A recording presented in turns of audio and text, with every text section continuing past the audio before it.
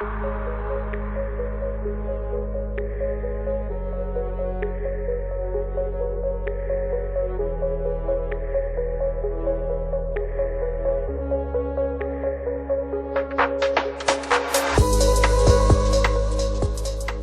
and welcome to the latest edition of the 10 Minutes On podcast. I'm Guy Burton, your host. I'm not a journalist, I'm a political scientist, and over the past 15 years or so I've taught politics and international relations at universities in several countries around the world. This podcast isn't about breaking the news, it's about putting it in context, helping make sense of the stories that shape the world each week. I approach it as a political scientist, so I aim to give a wider perspective on what might be happening. I produce this podcast for free. It's intellectually stimulating for me, and I hope it is for you too.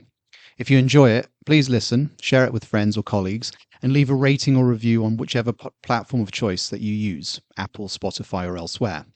I also welcome critical feedback via Blue Sky, LinkedIn, or my website, which is www.guyburton.net. And of course, suggestions for future episodes are always very welcome. This is a short-form, single-host podcast. I don't host guests and focus on topics that are newsworthy that week.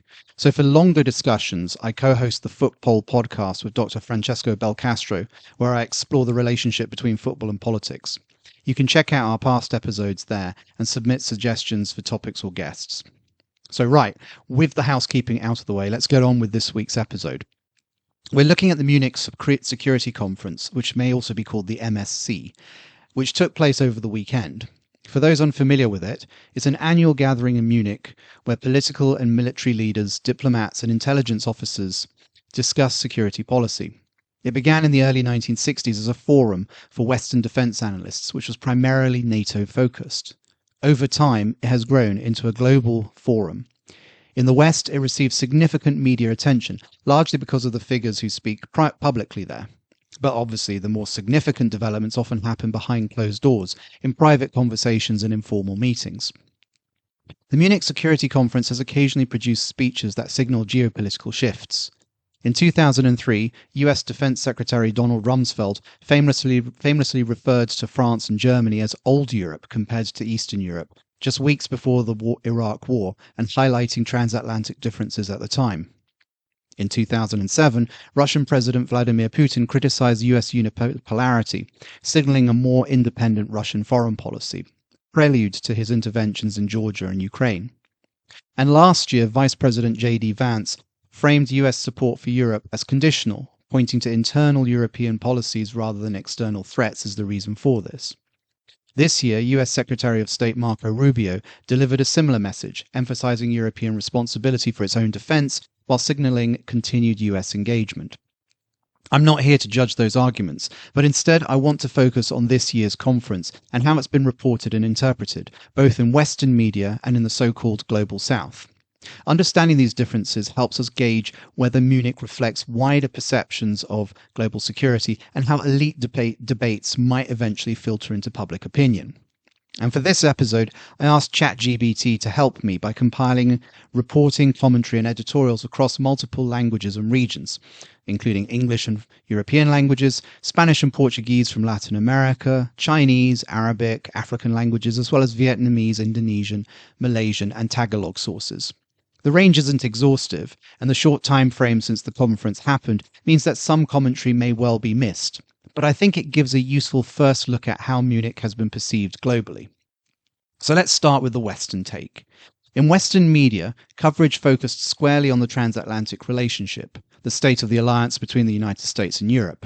Most of the reporting agreed that the partnership is under strain, but not fractured. German Chancellor Friedrich Merz's opening speech framed the rules-based international order as under pressure, highlighting divisions over strategy and values between the US and Europe.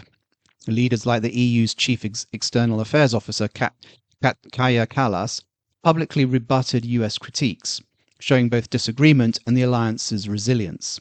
The overall picture is that of a partnership that's tested but intact.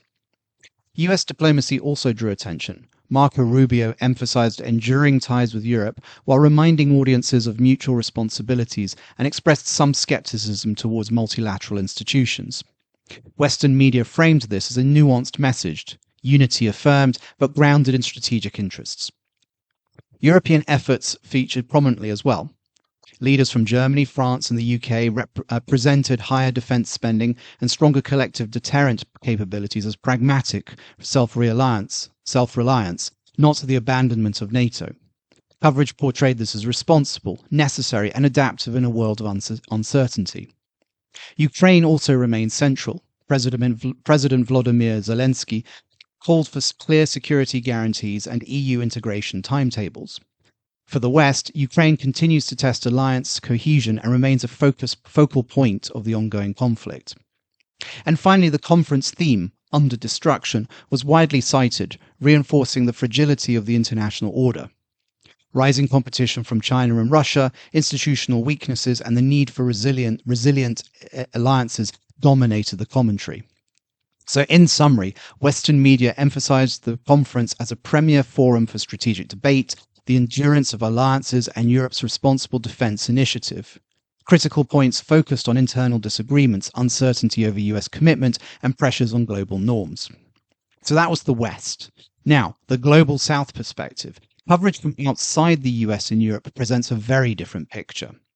Reporting and commentary shift from alliance mechanics to broader systemic uncertainty in the international order. In East Asia, Chinese state media highlighted US-Europe rifts, portraying US policy as unilateral and destabilizing, while emphasizing multilateralism and the need for greater global South representation. Editorializing was explicit in China, but in much of the region, reporting leaned on factual accounts, reflecting that Munich's debates often don't speak directly to local audiences. Japanese and South Korean outlets, for instance, noted the potential impact of Western alliance tensions on regional security and economic stability, while mostly focusing on statements and official briefings. In Latin America, Spanish and Portuguese language outlets, along with independent analysts, framed the MSC 2026 as emblematic of the post-Cold War order's transformation. Coverage highlighted structural shifts, the erosion of Western-centric frameworks, and the limits of European strategic autonomy for non-Western regions. Most reporting remained descriptive, prioritizing speeches and statements over opinion pieces. Southeast Asian coverage from Vietnam, Indonesia, Malaysia, and the Philippines emphasized global system strain and the regional implications of Western alliance tensions. Analysts noted indirect effects on maritime disputes, defense procurement, and regional multilateral forums. Coverage remained factual, portraying the MSC as a Western-led forum whose debates may shape global perceptions rather than directly address local audiences. In Sub-Saharan Africa, reporting and leadership statements stressed the marginalization of African security concerns. French language outlets highlighted Sahel stability, peacekeeping, and other regional challenges, often supplementing coverage with calls for greater African participation in global security governance. English language outlets similarly focused on official statements and proceedings, with little editorial commentary. The Middle East coverage was more layered. Arabic language outlets highlighted underrepresented regional security issues from Yemen to Palestine and noted perceived double standards and Western narratives. Protests by the Iranian diaspora in Munich, focusing on human rights, were reported, as were actions by Palestinian activists and diaspora groups across Europe. Gulf state participation was presented pragmatically, emphasizing concrete diplomatic engagement rather than ideological signaling. Iranian-aligned media were more critical, portraying Western agendas as self-interested, lamenting Iran's marginalization, and emphasizing the need for greater regional agency in global security discussions. Across the global South, clear patterns emerge. Many outlets highlighted systemic strain in the international order, portraying the conference less as a test of alliances and more as a signal of global fragility. Rising great power competition, uneven engagement by the US and Europe, and the perception that key institutions are under pressure were recurring themes. Coverage also emphasized the need for more inclusive multilateralism, that global security decisions should not be made solely by the West, and that bodies like the UN need a stronger role, with meaningful input from Africa, Latin America, the Middle East, and Asia. There was also a strong critique of Munich as a Western-centric forum. Regional security concerns, from African challenges in the Sahel to Middle Eastern conflicts and the Latin American priorities, were often underrepresented. Reporting tended to be factual rather than opinion-heavy, reflecting that the debates in Munich don't speak directly to those audiences. Where commentary did appear, it stressed multilateral reform, the importance of dialogue, and the need for non-Western countries to assert their perspectives. At the same time, critiques highlighted Western parochialism, the sidelining of local concerns, and the lack of attention to normative issues like human rights, reinforcing the perception that global security governance remains heavily Western-led. So, comparing the perspectives here, the contrast between Western and non-Western coverage is striking. Western media focuses on Europe and the US, treating Munich as a test of the transatlantic partnership and a forum for alliance recalibration.